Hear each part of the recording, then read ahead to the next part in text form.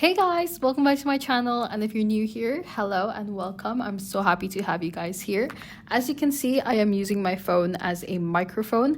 That's because I got a new camera. Hopefully the quality is much better than my phone. I am not sure, let me know about that. But I haven't gotten a microphone for it yet, so we'll figure it out as we go along because apparently microphones are expensive. Who knew? So in this video, we're going to be talking about how we can cram 5 days before an exam. Now, it is 100% possible to get really good grades with just studying 5 days before an exam. What, like it's hard? And I know this because I have done it before. I even did a 1 day before the exam study without staying up all night. And I got 98% in my thermodynamics exam. So it definitely is possible. But let's talk about the things you need to do in order to cram for your exam in just 5 days. So the first thing you're going to do is to create a clear plan. Secondly, you need to understand the material, which is, I know, a lot easier to say than do. Number 3, create mind maps and flowcharts. Number 4, use active recall and focus on your weak points. Number 5, quiz yourself over and over again. Number 6, review before you go to bed. And number 7, all you have to do next is just ace the exam. When it comes to creating a clear plan, there's one way to do it that is the most efficient method I've seen so far. And this is the method I used as well. What you're gonna do is to get the subtopics that you need to cover. Sum it all up, look at the total number of subtopics that you have, and then look at the number of days that you have, which is 5. Now, take away 1 day from that, you have 4 days left, and the total number of topics that you need to cover, divide that by that 4 days. The reason for this is because the last day should be your contingency day. This is the day that you use in case something happens. Let's say, for example, you couldn't study in one of the days, or you were too tired, you could only do one subtopic, let's say, and so you didn't have a lot of time to do it, blah, blah, blah. That is your contingency day. It's like your just in case day. In this, you also need to do some practice. I know it sounds like you have to do a lot of things, but trust me on this, we will make it happen. Secondly, we need to try to understand the material. In order to do this, my favorite way is to use AI. Now, we're so lucky that we have AI, honestly. Before this, I don't know how I survived. I guess I just asked my teacher back then, but there was a risk of me looking like an idiot, which honestly, it's completely fine. Ask your teachers. They are there for a reason, and that is the reason they are there for.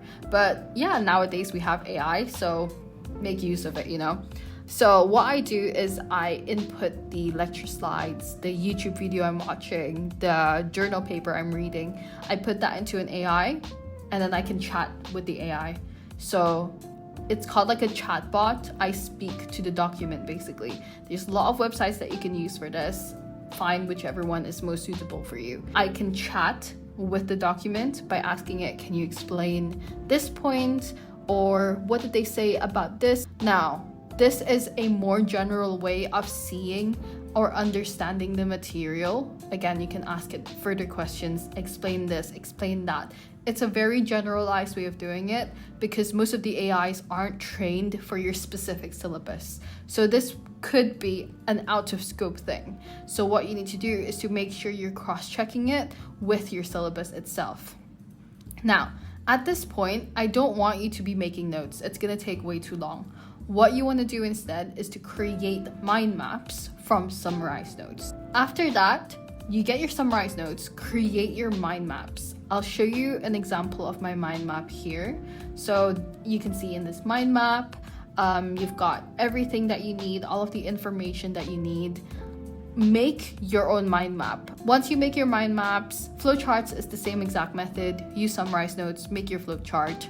And then after that, you need to use your active recall methods. Now to do this, I personally, for mind maps and flowcharts, I would rewrite it over and over again.